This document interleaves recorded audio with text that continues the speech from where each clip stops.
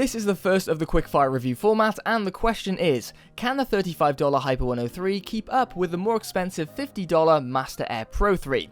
Well, in terms of raw performance, at full speed the Hyper 103 is consistently the very slightly better performer by a degree or so in most tests. While this is consistent, it's very close to tolerance, so it's hard to say it's the outright better performer, but it's at least equal, which isn't surprising since they both have the same fan size, they're both 140mm tall coolers, and they both have 3 heat pipes. But performance isn't everything. Quality and aesthetics are also important factors. You can judge the looks for yourself, but throwing in a few key points, the Hyper 103 has a rounded back edge opposing the MasterAir Pro 3 square edge, so fan mounting possible for the MasterAir Pro 3, but not the 103 to the rear. The top of the 103 is bare aluminium, whereas the Pro 3's is painted black, and in my opinion, the LED lighting of the 103 combined with the translucent smoky grey plastic make it look a little cheap compared to the Pro 3's matte fan blades without the LED lighting.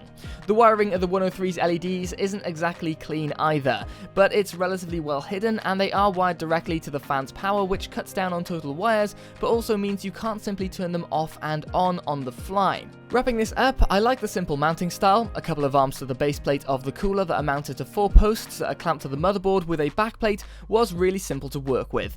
But there is a negative here in the form of flathead screws. It's not a deal breaker, but why flatheads over crossheads?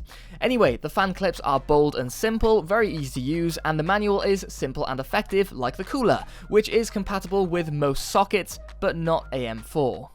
So the way I see it, the only reason you'd pick this cooler up over the MasterAir Pro 3 is if you preferred the looks of the cooler, you wanted some LED lighting and you weren't particularly bothered what it was, or you wanted to save £5 in the UK or perhaps $15 in the US, well, I've seen as much as that.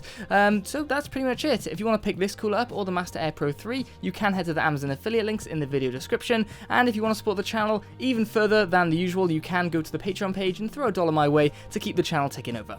Thanks for checking this one out, I hope you enjoyed it, and I'll catch you in the next one.